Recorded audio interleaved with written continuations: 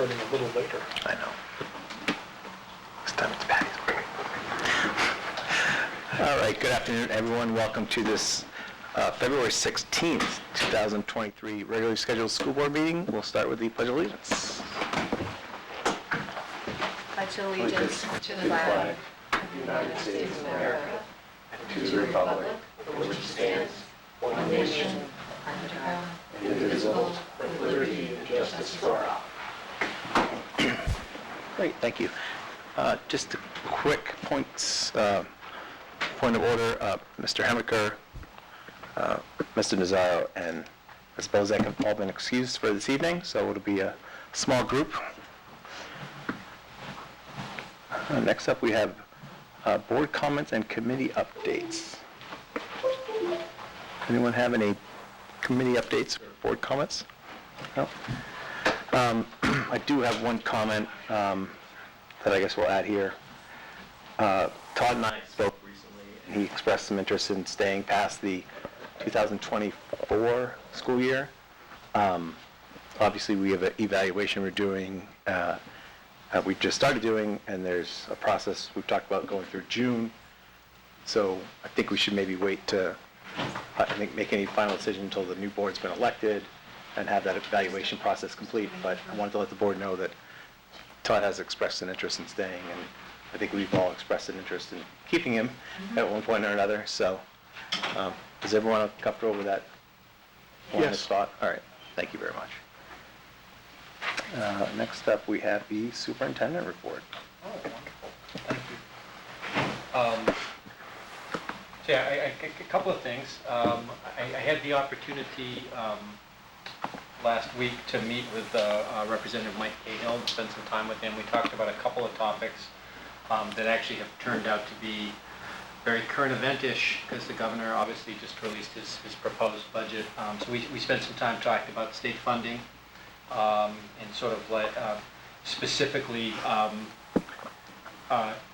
how the current state funding is impacting Newmarket, and particularly impacted this year's budget. So I had a really great conversation. Certainly we talked about a number of things that, optimistically I hope the legislature will consider. Most specifically, there is some conversation about the idea of building aid, and certainly Representative Cahill is pushing for some retroactive building aid for schools like Newmarket, who, because we were in the position as a community to have to do something about our schools during a time that no state building aid was being offered, is there anything that can be done for school districts like us? According to Mr. Cahill, there's quite a few school districts in that window that were negatively impacted by that. So certainly it would be wonderful if that were to happen. But anyway, we had a great conversation. We also spent some time talking about the right to know law, and certainly how current law impacts public entities like ours, like Newmarket, and what might be some possible legislative fixes to how that could be improved. Again, a lot of that hinges upon the legislature, and unfortunately, from our perspective, the general tone right now in the legislature is to not do anything specific regarding that. So certainly, we clearly have a friend in Mr. Cahill. So it was a great conversation. I really appreciated it. And I did want to, kind of jumping off that, I did want to just mention, because the governor just released his proposed budget for this upcoming year. Clearly, that's the very beginning of the process, but just some things to be aware of. He is proposing what he's calling a simplification of the formula to determine building aid. I mean, basically, it's phasing out what they have called targeted aid to communities, and it's really more skewed towards communities in need.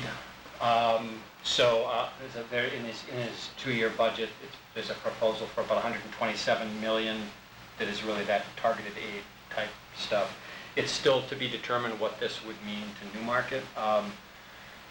Based on my quick read of it, I don't know how needy Newmarket would be perceived to be, and so my my gut tells me that it won't change a lot for us, but we keep our eyes on it, because I think the potential is there for a change in the funding formula, which anything is better than nothing as long as we don't lose.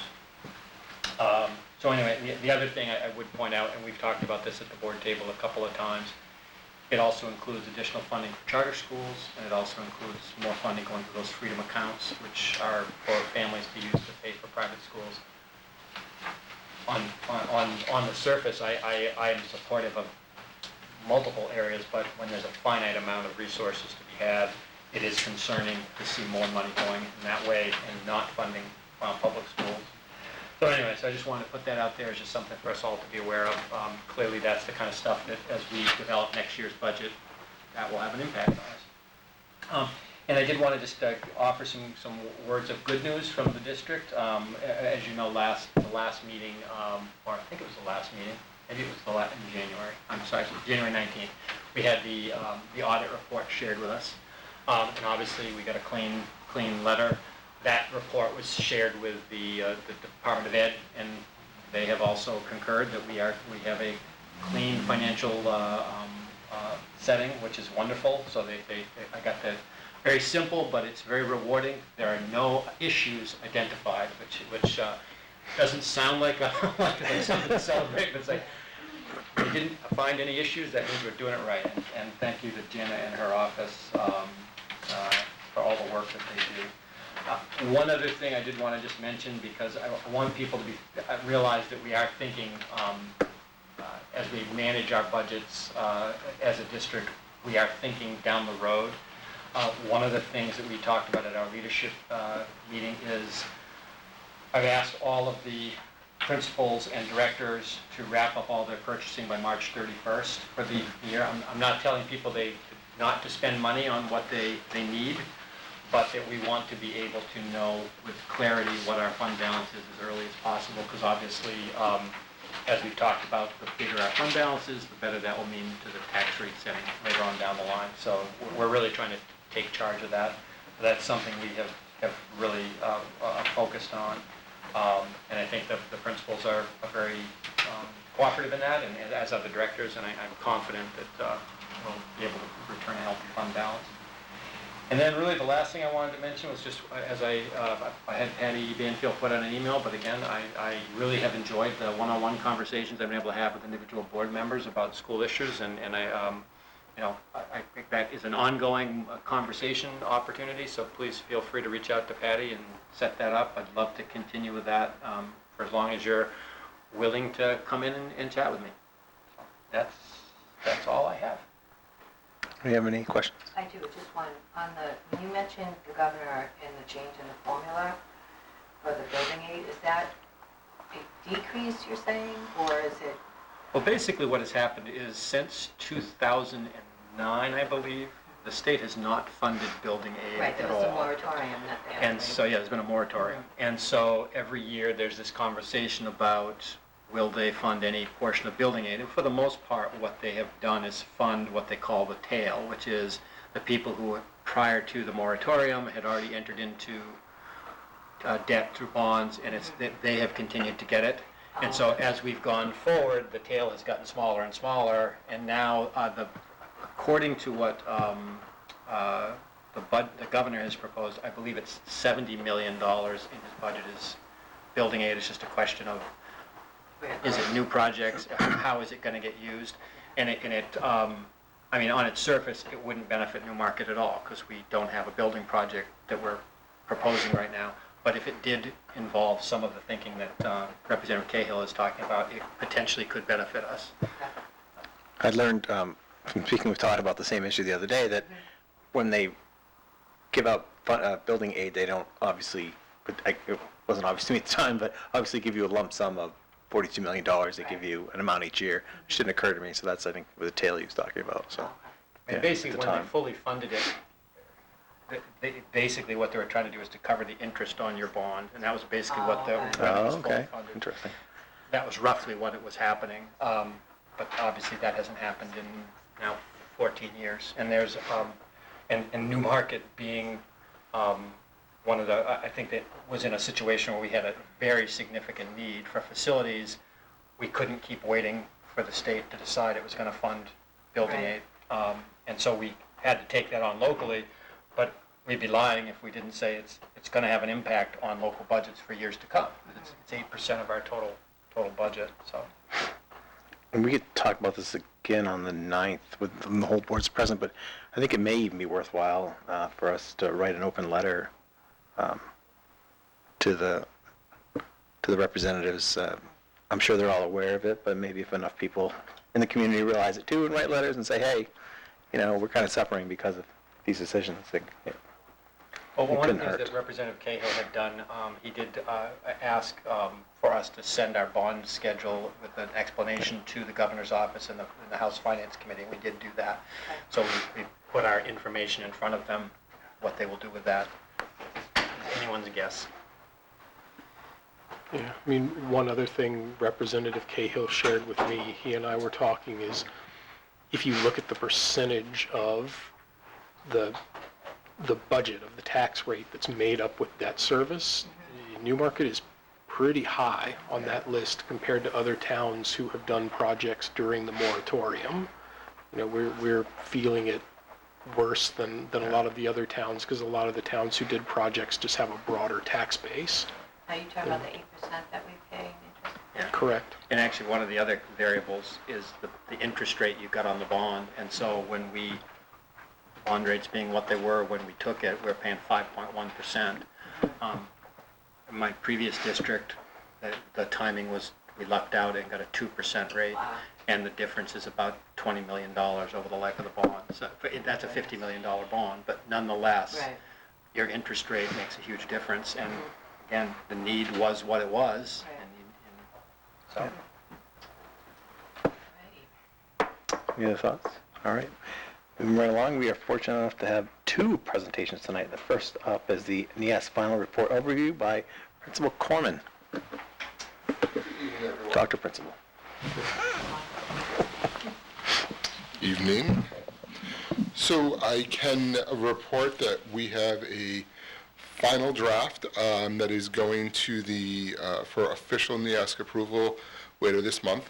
We've gone back and forth with our visiting chair, our editor, and I have an official copy of the draft. It'll be officially approved later this month, like I said.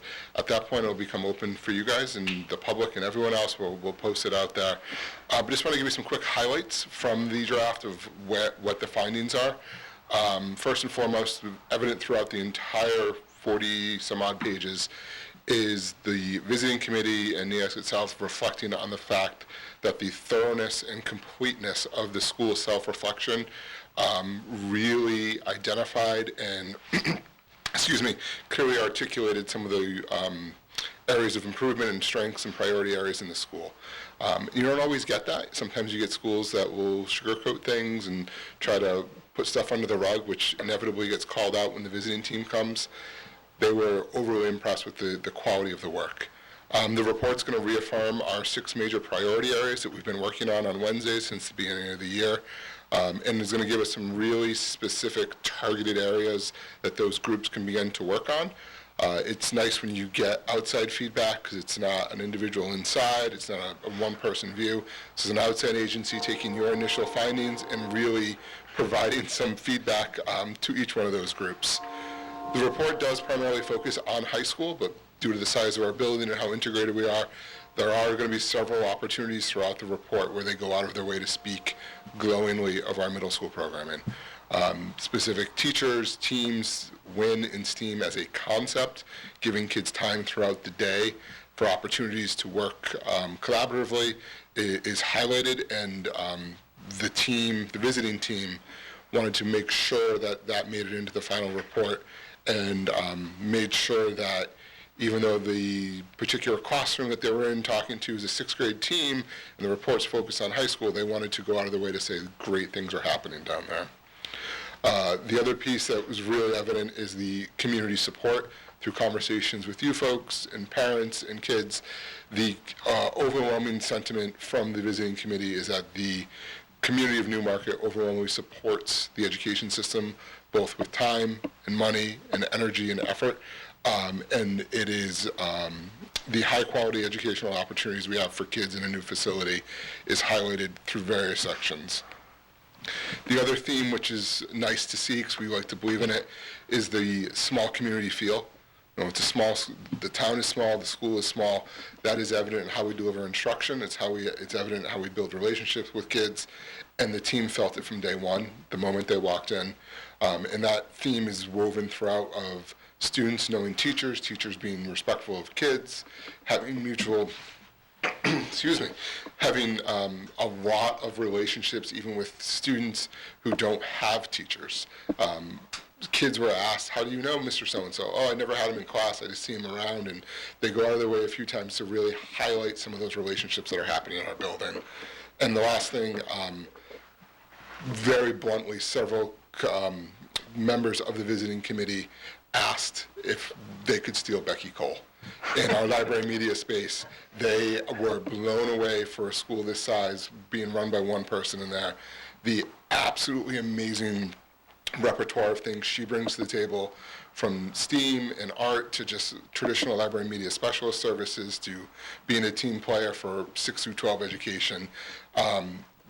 They were really, really impressed with the space, the facility, the actual material in there, and her ability to effectively manage all that while supporting teachers in classic, I need to bring my class down because we need to learn how to research an MLA site, to, hey, how do I do a 3D model? Or do you have a green screen that we can use to shoot this really cool video?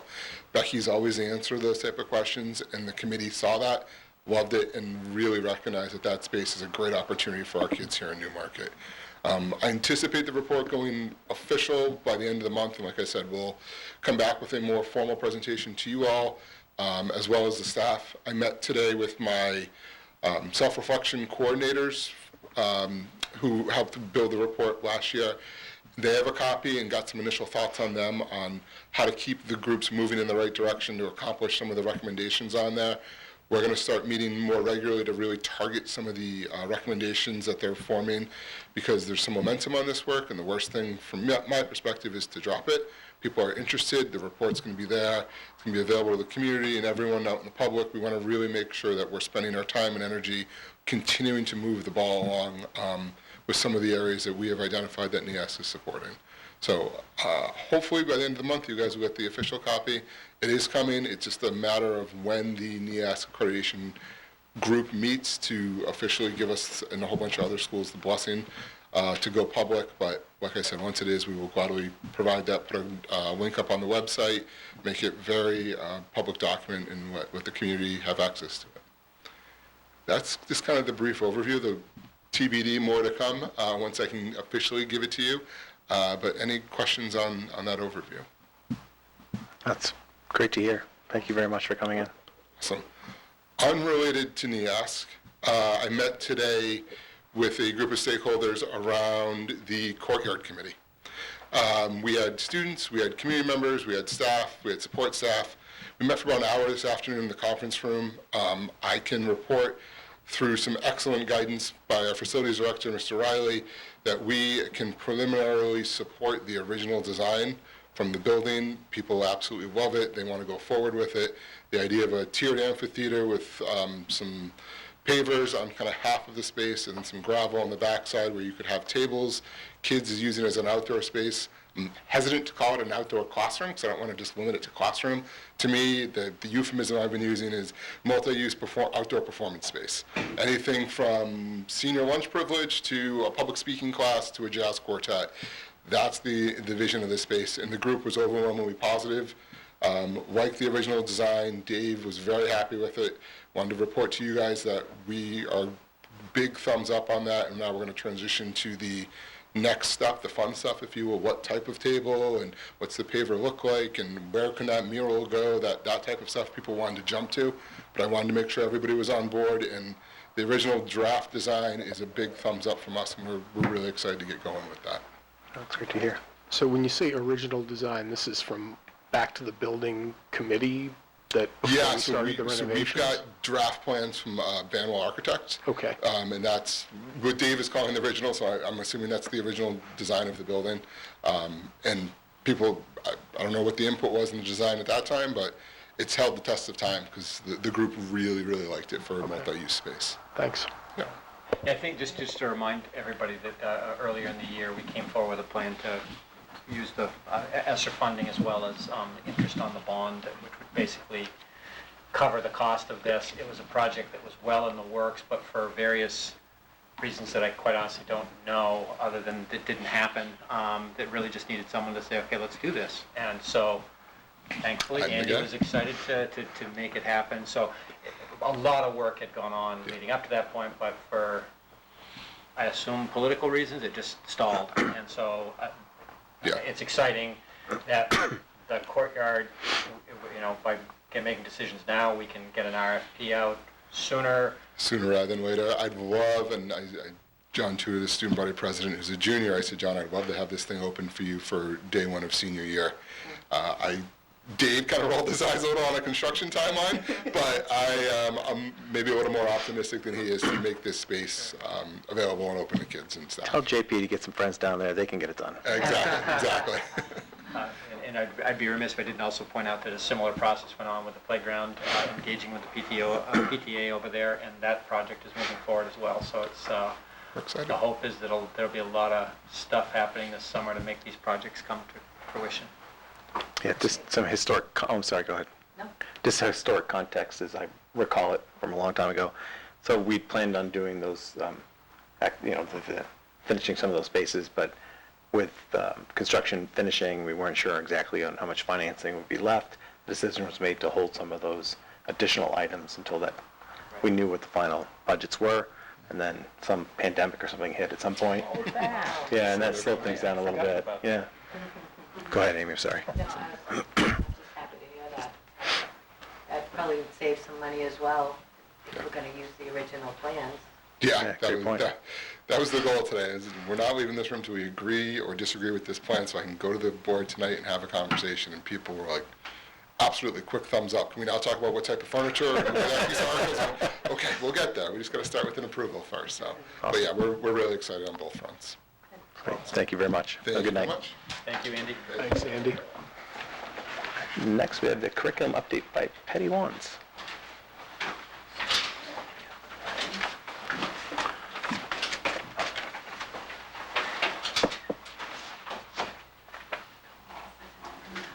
That's okay.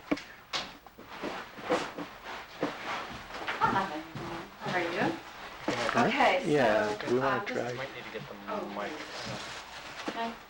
I know. I think you can just Please, take yeah. Can I just carry it? Sure. Great.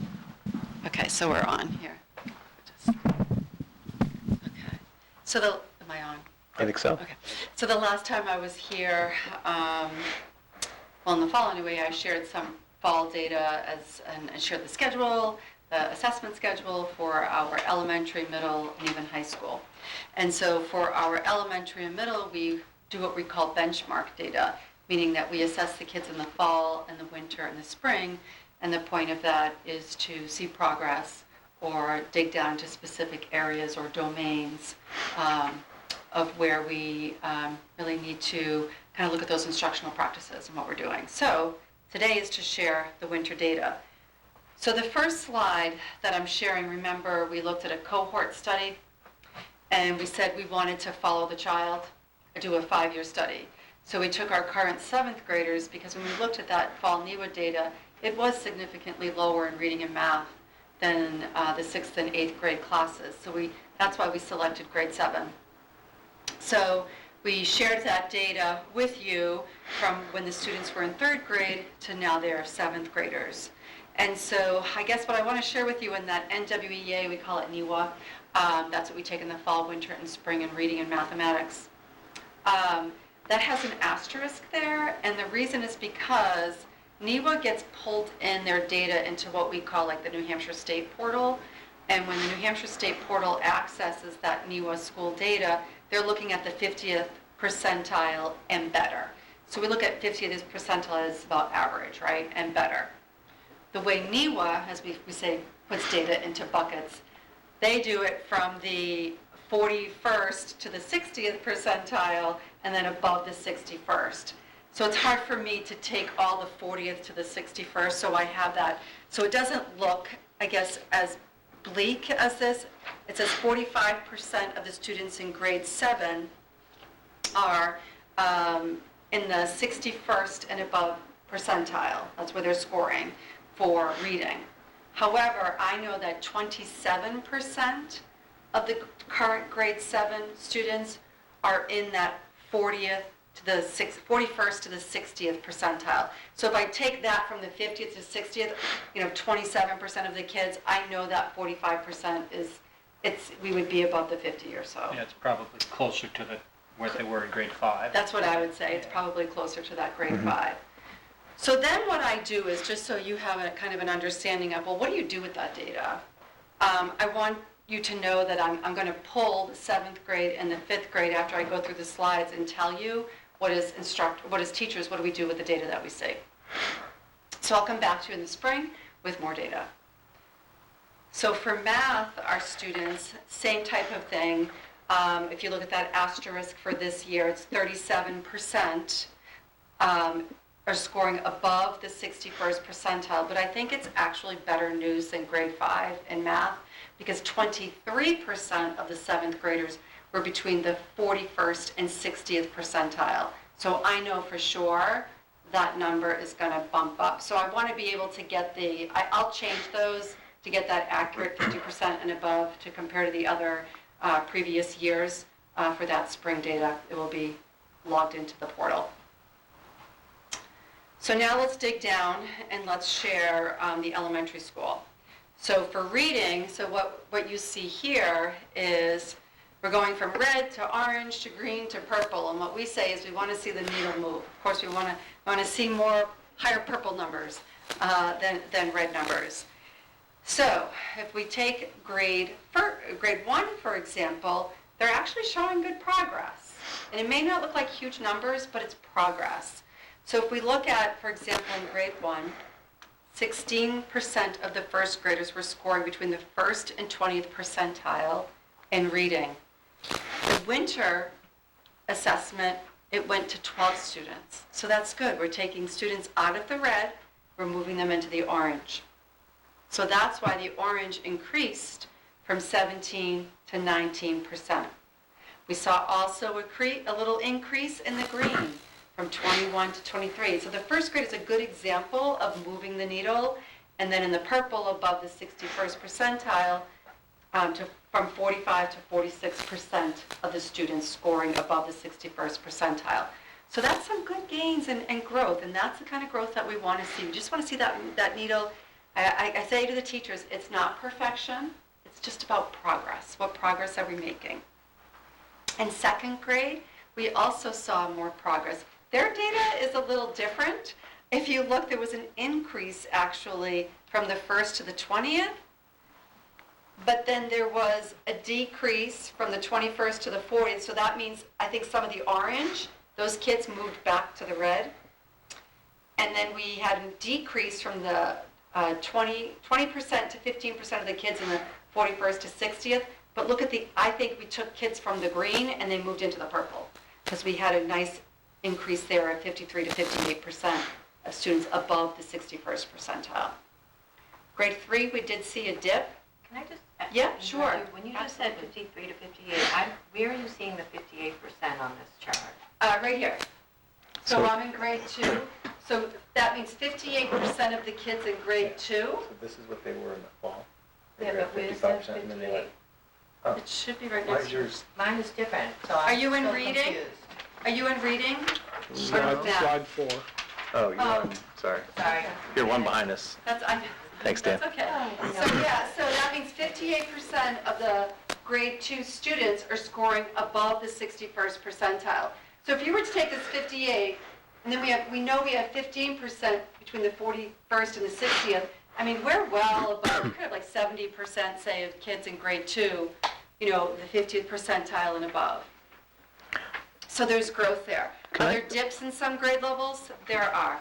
Can I ask, did we have any changes to our reading programs or anything in the recent first through fifth grade, I guess. Well, I know we've done it. Go ahead.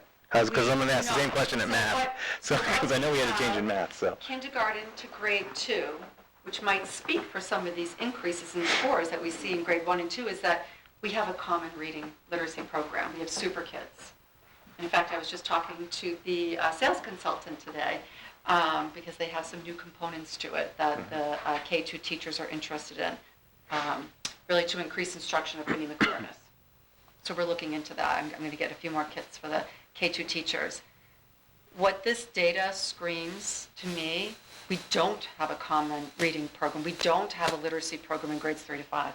And we haven't for some time in Newmarket is what is communicated to me. And we can see that in our data. It's up, it's down. We didn't set that up, by the way. That was a legitimate, I just happened to ask that question. It's for the record. No, I think it's such a great question. And so what I thought, I'm going to use reading, for example, and then I'll share with you in math. So where do we go from here? We can dig down, and I didn't want to give you like too much data, but this is a nice little visual. So then we dig down and we say, okay, reading is big. Where in the domains of reading are our kids doing great? And where are they struggling? So I pulled grade 5. So in reading, there are 3 domains: literary text, informational text, and vocabulary. When I looked at the data 1 to 5, our vocabulary is probably our strongest domain area. But for grade 5, for example, informational text is their challenge. That's not uncommon, I'll be honest with you. In grade 5, we are reading to learn. The reading gets more complex. We're reading informational text are nonfiction, right? We might be reading science, social studies text, and it is higher vocabulary. And so to me, this is telling of we need to work in the area of providing our kids more experiences with informational text, and then also explicitly teaching strategies to our kids of how do we read closely. And I call it lifting text. How do I lift text to understand what I'm reading and apply it as well? So there's work to do, for sure. What were the 3 domains you mentioned? Vocab? Literary text, informational, so that's like your fiction, Yeah. and informational text, your nonfiction reading, and vocabulary. Yep. For grades 3, 4, and 5, those are those domains. Could I just, Yes. when you were talking about the second grade, I know one of the things you were telling me is one of the things that the second grade team has really coordinated efforts quite well. Yeah. And I didn't know if you Sure. could say So something they're about doing that. flexible grouping within their blocks times within the school day.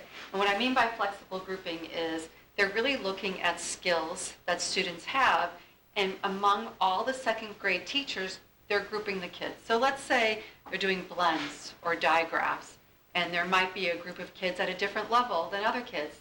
So one teacher will say, okay, I'm going to take the kids who are struggling with blends and digraphs, and I'm going to work with them for a week on this lesson. Or maybe there's a specific comprehension skill, or vocabulary, or writing. So they are grouping the kids flexibly according to the skills, the reading skills and writing. And if I look at their data, and this is it's only January, but it's working.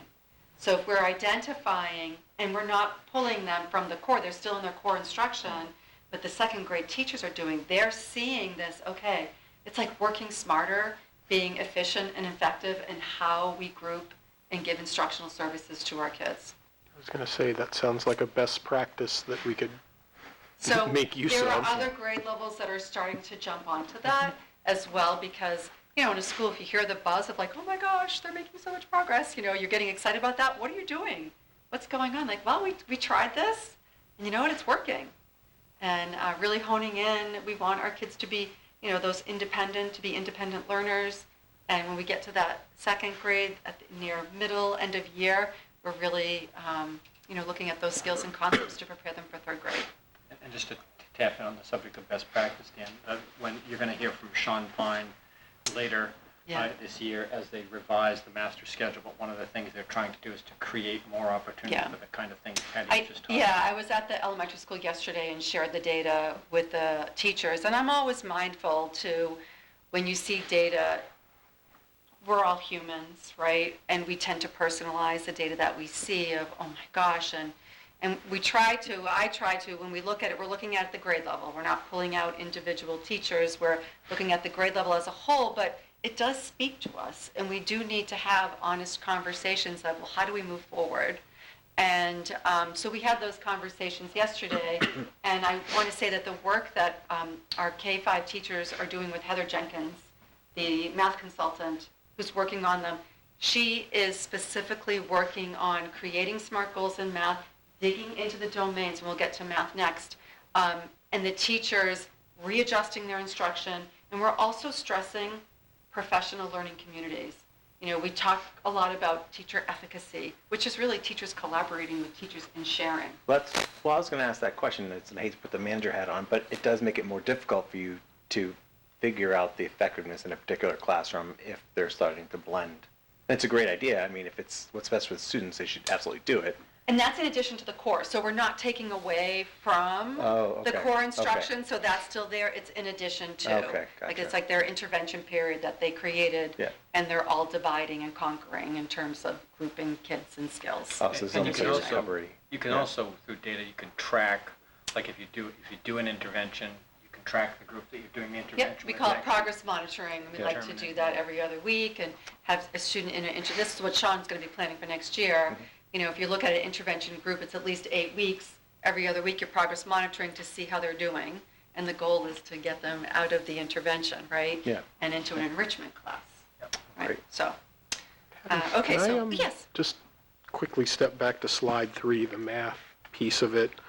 for the cohort one, because I'll be Right. moving, okay. To what do you attribute, so NEWA and SAS, I think directionally tell the same story, but SAS looks a lot more bleak. To what do you attribute the Well, difference? okay, so a number of me just thinking, in the NWEA test, it's a computerized test. It's adaptive. It has an adaptive nature. So does SAS. So as students answer questions correctly, it's going to get questions a little bit harder. As they answer questions incorrectly, it's going to pull back and get a little bit easier, because we're trying to really find that sweet spot of where that student is for their level of instruction. With SAS for math, there is a lot of students explaining their thinking and their reasoning and being able to articulate. So it's not so much the algorithm as it is, what's another strategy you could use to solve this problem?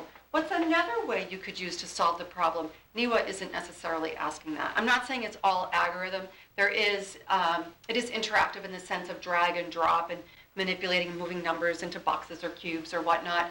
But SAS is going deeper in the sense of requiring our students to think deeply and apply those math skills and concepts and to think in different ways. Did you And- compare grade 6 across multiple years? Because I mean, it's I guess, pretty significant decrease in years 5 to 6, and even 3 to 5. So I was wondering, is that a common trend for 6th grades to have on the SAS assessment a lower That's a good question. score? I can't answer that if it's a common trend. I mean, we can say that, the 2021 school year, that was a different looking school year. And I will tell you, for the SAS, I'm surprised the numbers were that good at 69. But it just, they didn't take the SAS the year before because of COVID. That could play something into it. One of the things that often plays a role in the state testing, and I wasn't here, but there was a lot of resistance to state testing at the classroom level, and depending on if students have presented a challenge and it's not valued by the instructor presenting it, Yeah.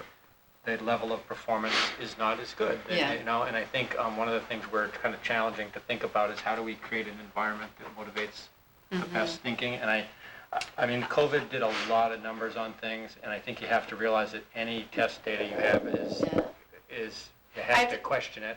I was principal that year, 2021, and I recall many districts feeling ill-prepared in the sense to administer the New Hampshire SAS, given the educational experiences that our students had, meaning some kids were still remote, some were in, some were partial.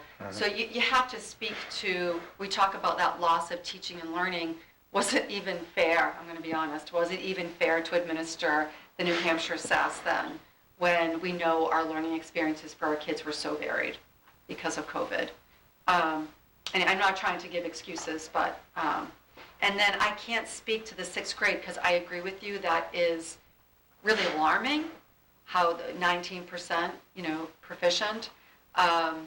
And the numbers, the numbers at 70 is pretty good. So I am really curious how our kids will perform this year. So one thing we are going to do, we met as an administrative team, and I brought up the New Hampshire SAS because it's kind of that time of year again. We get to get our letters ready to inform our parents of when the schedule is, and giving our kids a good night sleep and a breakfast, and we'll have snacks and water for them in school and give them breaks. And really just encouraging our teachers, actually, there are practice tests, and I'm going to highly encourage our teachers to allow our 3rd through 8th graders those practice tests, just to give them the experience. That's all, just to kind of remind them the expectation when they're taking that assessment.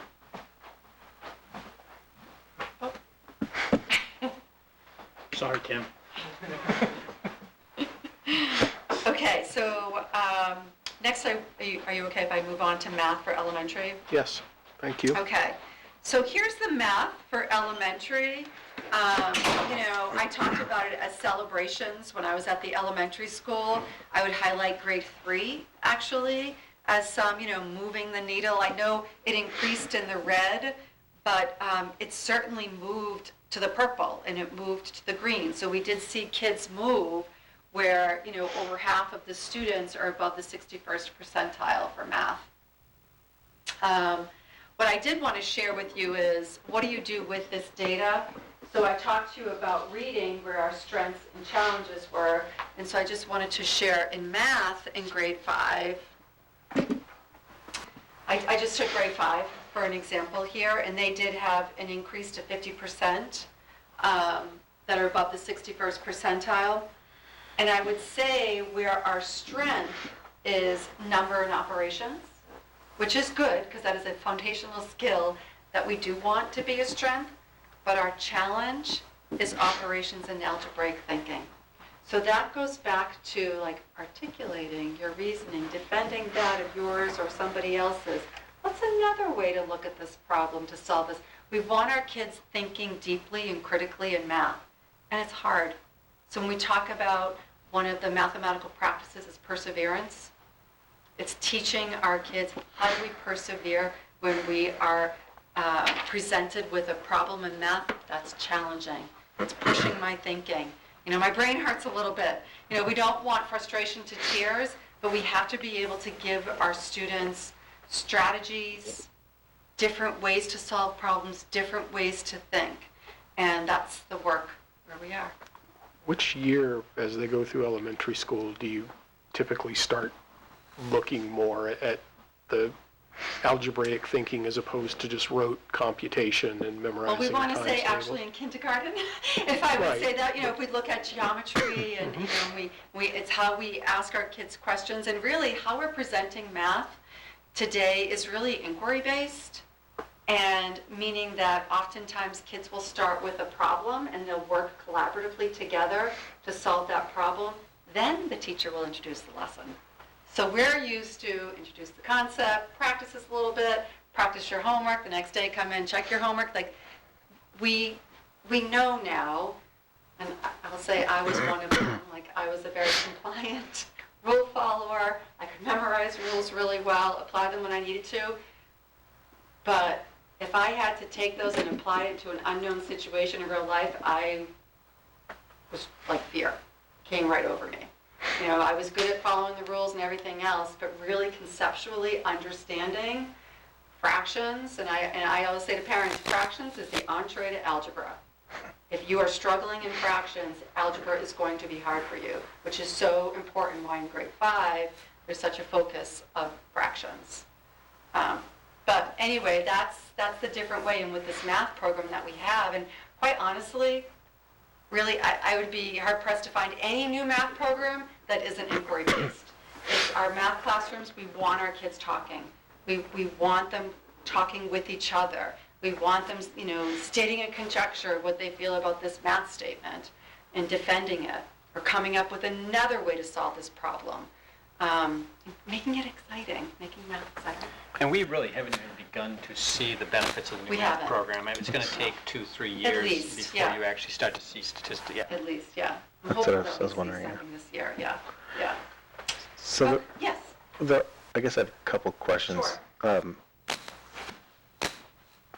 There are some fairly significant changes in the 61st percentile in grades, well, almost all grades. the grade 4. Well, almost all the grades, to be honest with you, except for 7th and 3rd. But there's some pretty good drops from fall to winter. Do you have any idea what might have caused some of these? I know, I have to say, I was surprised that we had an increase in students in the 1st to 20th percentile. Really, for the exception of 5th grade, they all went up, 1st through 4th grade, and that 1st to 20th percentile. And that's really the group that you want to move that needle. You really want to get them at least into the 21st to the 40th percentile. I mean, that's that intensive instruction that those students need to move. So because some of the increases in the orange, you would think would be pulling students out of the red into the orange. And as long as that red number, that 1st to 20th, is decreasing, that's good, but it didn't in 1st through 4th grade. Sean mentioned to me, and I don't know, it's my first year here, but he mentioned that, he is seeing a pattern that in the winter, the kids are not as strong in the winter, that he says they actually see it in the spring. So I'm curious about that, to see what that data looks like in the spring.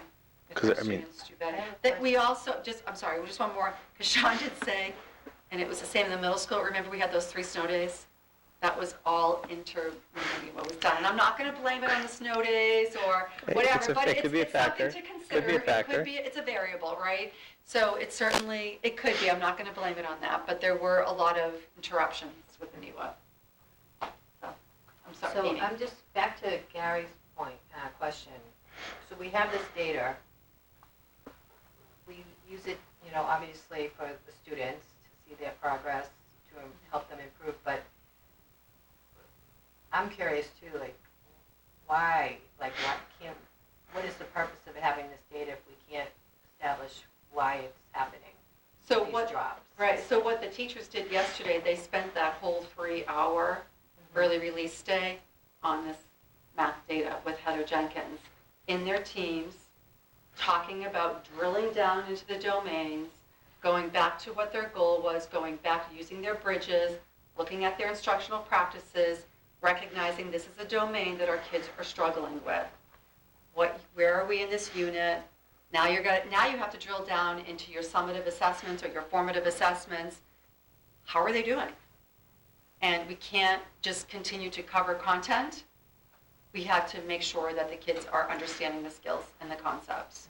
And we know that in math, it's cyclical, right? So some skills that we teach are not to mastery, and the teachers have all of that from bridges, and that we need to move because we know that skill and concept is going to come back in the next unit. But there are other standards that they do need to teach to mastery, and they do know what those are. So it's really talking about those math standards. How are we teaching them? How do we know kids know? What are we doing when they don't know? But I will say, and I'm hopeful for next year, just shifting the schedule and the structure of how we give interventions. It is concerning that interventions are 20 minutes long. You're not going to find research to support 3 days a week that a student's going to make progress with a 20-minute intervention.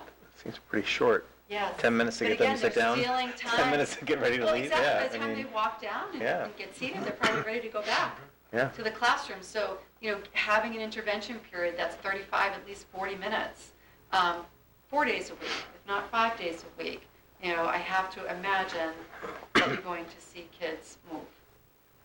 Right. I just have one more question. Go ahead. Yeah, I have one as well. With the rep, Heather, Yes.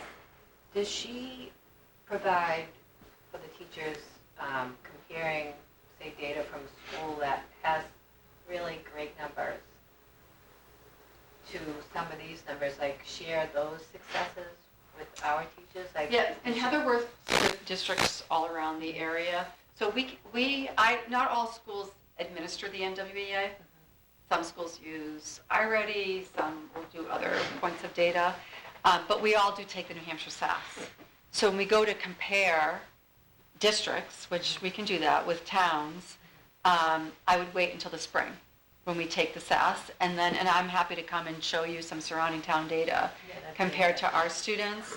And Heather knows that too when she goes in, but I will tell you, she is so well versed on instructional practices, on how to engage students in the learning, and she's working with our middle school teachers and high school teachers in a different capacity. As she's has implemented a coaching cycle where she's going in, she's observing the math teacher, giving feedback, they create a plan, and then she goes into another cycle to observe again. And really, that has really created a safe environment for our math teachers. It's not evaluative, it's between Heather and the math teacher, but she's just so skilled and has this area of expertise in math pedagogy, and how to impact the student learning in math. Is that new to this year? Yes, she's brand new 'cause doing this. My question,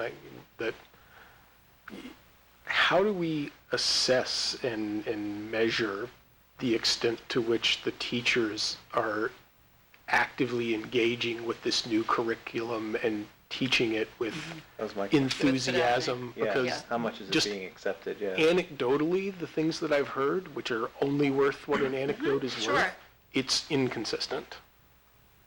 in There are terms- teachers who embrace it quite thoroughly. There are teachers who will openly criticize the curriculum in front of the classroom, Oh. which is something that I find It's not baffling. professional.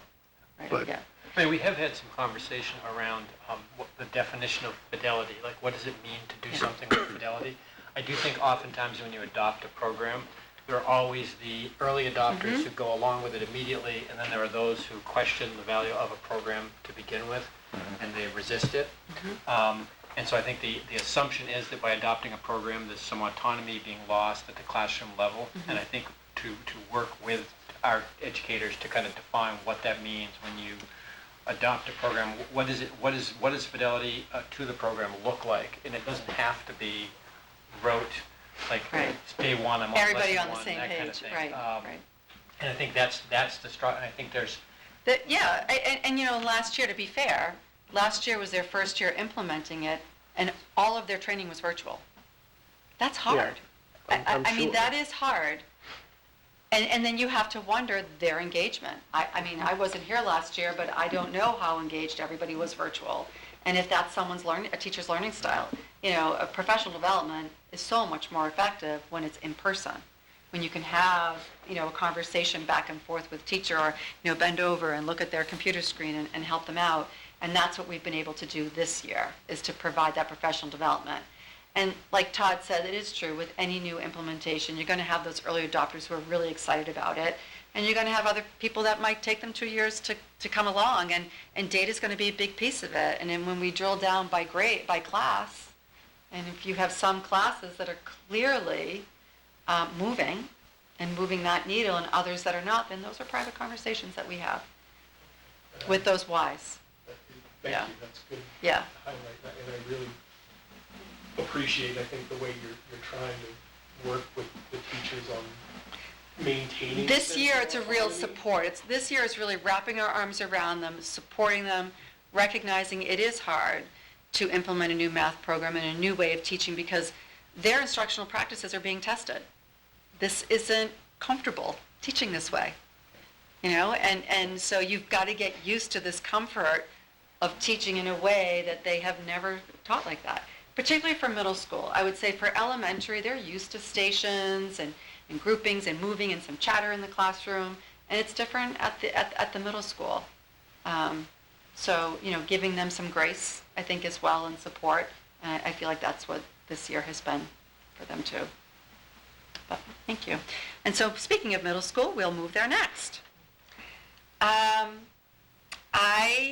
Again, this is reading, and I was surprised, I'll say. I was surprised, of the data of, on the one hand, when I look at sixth grade, it's great that we went from 16% up to 27% of the kids in the 41st to the 60th percentile. That's great, but I think what happened is they came from the purple and they went down to the green. So that's not okay. So there's work to do in reading as well. Do we know what the distribution is within those percentiles? I don't know if that's a fair question, but I mean, it could be these people went from 61st to 60th percentile, right? It could be 5 kids. Exactly. Yeah, it definitely, it absolutely could be. And actually for reading, since we were looking at 7th grade, I thought you might have questions, so I can tell you their area of strength, and then areas for reading, that's a weakness. I'm not so surprised at this. It's informational text is their weakness.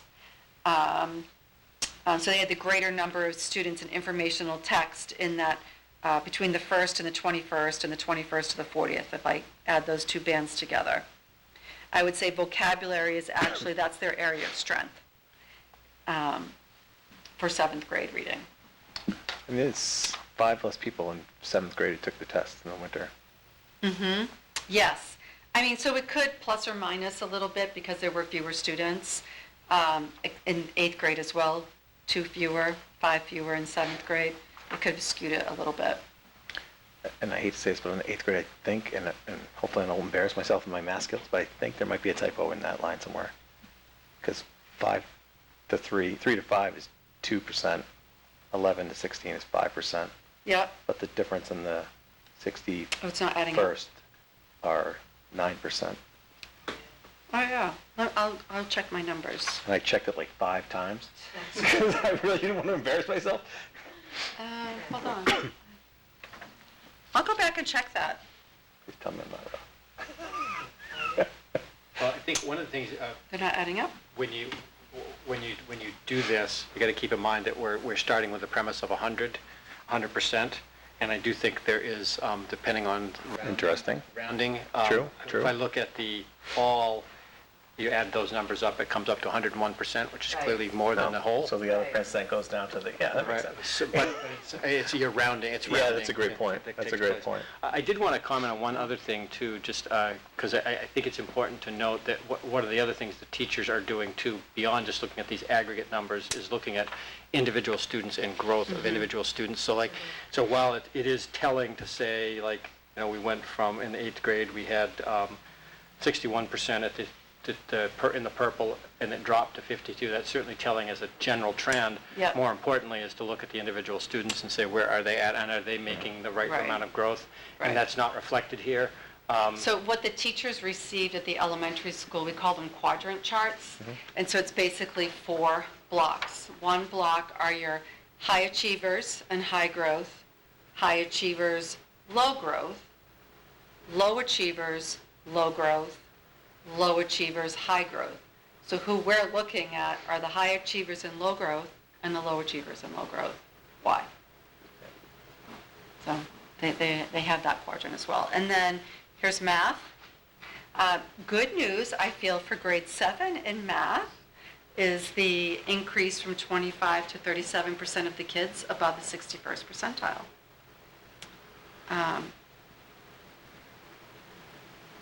There was an increase from the 1st to the 20th, which I think that's probably the decrease from the orange. And then we moved students from the green, obviously, into the purple. So I think that the 7th grade teachers are going to be happy to see that growth there. And again, we are seeing a little bit more of an increase in 6th and 8th grade in students in that 1st to 20th percentile. And for math, I can give you the breakdown of their strength and their challenge for grade 7. It's certainly nice growth in 7th grade. Yeah, it is. but It's I shouldn't say encouraging. but it's also, it's interesting too that overall that the percentage is really low compared to the rest of the Yeah. numbers. Yeah, and, yeah. For the 61st percentile, sorry. Yeah. And, Well, you know, I now guess I'm not in looking high at school. sixth grade, and we've got to kind of figure out what happened there in sixth grade, right? Yeah. So if I look at grade 7, grade 7 math, their weakness was operations and algebraic thinking, the same as fifth grade. Mhm. So if that's a pattern, it's really now looking into what are those units, what are those instructional practices, you know, how are we assessing kids in that particular area. And that is a critical juncture in a student's math science That's a education. foundational skill. The two Yeah. foundational skills in math are your numbers and operations, or they call them the real and complex number systems, and then algebra and algebraic thinking. I mean, operations and algebraic thinking. Like, those are your foundational, because the other two areas are geometry and then statistics and probability.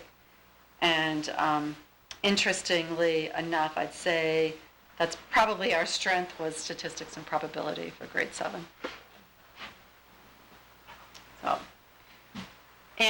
So we talked about what are those next steps. It's sharing data with the staff. I still need to, because I was at the elementary school on Wednesday, get over to the middle school to share with them their data and have some conversations there, and reading and math, and dig down into those domains with the teachers. And that's it. So thank you. Thank you. It's nice just to be able to have a more direct conversation with Oh, you than, I think necessarily we've had in the past, and Happy and to not- do it. and You know, I'm not very feel that honest there's about any- it. Yeah. You know, I and think that's again, what's so nice, is it's not there's no- personal, it's professional, and yeah. we're gonna We're just pushing keep a working little, hard. and thank you. It's Yeah. nice. Be Appreciate it. honest and transparent. You're welcome. You're welcome. All right, moving right along. Has anyone received any correspondence they'd like to share? None? No. You sure? I'm pretty sure. All right. We also received the superintendent's self-reflection. Does anybody have any comments on that, or areas that they'd like to have Todd expand on before our discussion next week? I think it was pretty thorough. Yeah. Really appreciate Yeah. the amount of detail and thinking that went into it. Yeah, so it was thank you. great. I was pretty impressed with it, so. I looked hard, and I think I may have found one typo. I don't know if that was yours, though. I blame Patty It Banfield. could have been That's a Gary could have been the typo. format. No, it was a really nice, thorough, kind of reassessment of where we've Thank been in the last year, so. Thank you. very The much. intention was to the narrative was to give you a broad overview of my experience so far and kind of where my brain is at this point. And then the bulleted stuff was I took the 10 domains that are in your policy and just kind of gave you some highlights in each of those. So it gave you something to work with to move forward. I guess what I was so impressed about is, you've only been here how many months? It's 3 years now, isn't it? I think it feels like, Yeah, and it's all that amazing. stuff in that reflection was like, Yeah. it was enormous, like, Wait till you see his next 3 months. I know. Right? No pressure. Maybe you're setting yourself up. All right, next up, Todd wanted to have a discussion about the timeline for staff renewal. It's been pushed up a little bit this year. Right. Yeah, I just wanted to talk about, because one of the things when I came on board last spring, we were still in the process of dealing with issuing leadership contracts and paraprofessional contracts and so forth, and it was just chaotic. And frankly, I one of the things that I think issuing of contracts, yes, it's a bureaucratic thing, but it's also a vote of confidence in the employee to say to them, we want to lock you down for next year, and we want to make sure that. So one of the things, in fact, Norm O'Neill, who is the consultant who I told you about last time that has joined us, he's been doing a lot of work with us on helping us to line these things up and so forth. So our plan right now is to really fairly aggressively tackle all of these contracts. So at the March 23rd meeting, you will receive for nominations of all of our leadership team and all of those contracts. So we will hopefully have all of those ready to go. And so for your approval at that point. April 6th is the meeting that you will receive all of the renewals of your professional staff. And that one, by the way, is the one set of renewals that is dictated by law, because by April 15th, we have to have those dealt with. And then our paraprofessionals and our non-union hourly people will all be done in the first 2 weeks of May. So our goal is by May 15th that all people who are returning will have received either their contract, or if it's not a contract, it's an intent to employ, so they can begin to plan what their next steps are. So so that's the timeline. And again, I would point out, just to remind you, we did do a salary study, and we're trying to make sure that, you know, the salaries and it's all included in the budget that has been proposed. The salaries will hopefully be adjusted to recognize the value of many of our employees, but also just wanting to send a message to people of, you know, we respect you enough that we want to wrap these things up early enough so you know you have a job with us. So. I really appreciate the timing on that. When I came onto the board, which wasn't exactly under the best of circumstances, but that was one of the things I was pretty dismayed by, was we were still in the process of getting those done, so thank you. Yeah, and it also lets us know a lot earlier whether people intend to come back. So that's a win-win all around. So yeah, thank you very much. Well, there is a correlation between locking people down early and them coming back. Yeah, obviously. Because I think people, when you're left wondering what's my status in the organization, you're more inclined to say, you know what the heck, let me look around. So the sooner we can do that, the sooner we can, you know, send the message that we want. It's good to hear. All right, moving right along, open the floor for public comment at 6:09 p.m. Anyone from any civics classes that'd like to make a public comment? Seeing no movement, we'll close the floor at 6:09 p.m. Next up, we have some action items. First, I seek a motion to approve the February 2nd, 2023 public and non-public meeting minutes. So moved. Second. Motion by Ms. Tilton, second by Mr. Smith. This is easy with only three of us. It really is. All right. Any discussion? All No, those I in didn't favor? see anything. No? All those in favor, please say aye. Aye. Aye. Motion passes 3-0. We have manifest. Amy, did you mind doing that, or you want me to? You can do it. Thank you. I did the Pledge of Allegiance. You did. Fair enough. Fair enough. All right. I move that we approve the payroll and AP manifests for February 16th, 2023, totaling the amount of $1,078,645.18. 18. 18.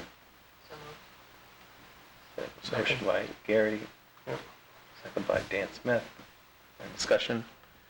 All those in favor, say aye. Aye. 0. Thank you. Oh, did you, the RFP, No, we're going to go to that right now. oh, okay, it wasn't a discussion. It was not, you're right. Next up, we have an RFP for approval of Chromebook purchases. As you all know, this is a cyclical item here at the board.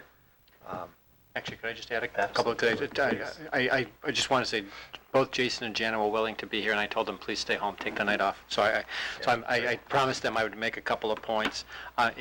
These Chromebooks actually are, you want to come up and mention it, because it was at your doing. Yeah, no, I'd be happy to.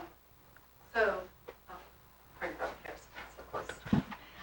So these Chromebooks are actually for our K-1 teachers, because the students have been using iPads, and what we're finding is that the digital learning programs that we use, like Reading Eggs, Math Seeds, and our Super Kids program, they're not reading, they're not playing well with the iPads. So as their dashboards update and change, it's not necessarily happening with the iPads, and it's getting really frustrating for our kindergarten first graders. And so what we've decided to do is to purchase these that are touch screens. So even when our kindergarten and first grade take the NWEA, it will still be touch screen. So that it's not this expectation that they need to know the keyboard. And so Jason has been refurbishing some, and the kids have been using them, and they're so cute. They feel like they're really big kids now in the school, and that they have the big kid computers, and they're doing really well, and the teachers are just thrilled. They're really excited, so we appreciate your support. And they were funded through grant funding? Yes, so we yes, can that was through the grant, through an ESSER grant. Yeah. Yeah, for that.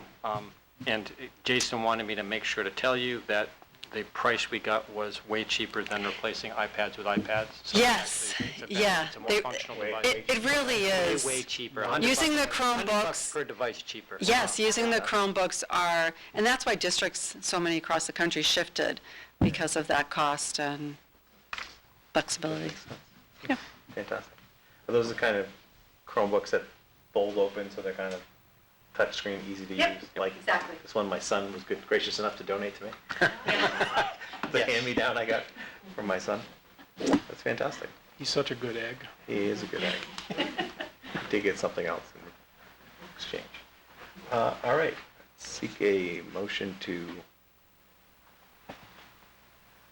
set the RFP for purchase from HPI for a total cost of $33,240. And that was the lowest one. Yep. Second. Motion by Amy, second by Dan. Any discussion? All those in favor, please say aye. Aye.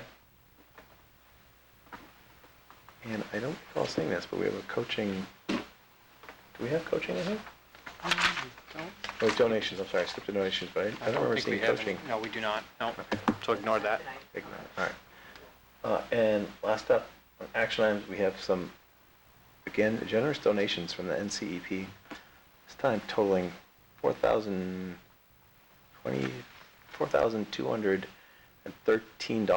which is fantastic. And it goes to 5 different applications, and it actually exceeded their minimum, or excuse me, their maximum fund request, which was $750, and each one has gone up, almost each one has gone up to 1,000, or actually over 1,000. So very, very generous. Thank the NCEP.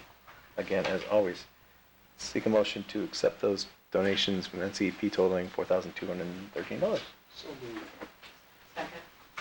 Motion by Dan, second by Amy. All those in favor? Any discussion? Apologies. Any discussion? All in favor, please say aye. Aye. All right, with that, and we do not need a non-public as far as I'm aware. So with that, just a reminder that the next school board meeting will be on we have a meeting on February 21st. The meeting after that will be on March 9th. Elections will be on March 14th, 7 to 7, here, Town Hall. Yes. At the Town Hall. And with that, seek a motion to adjourn. Second. All right. All in favor, please say aye. Aye. Aye. With that, we are adjourned. Thank you all very much. Aye.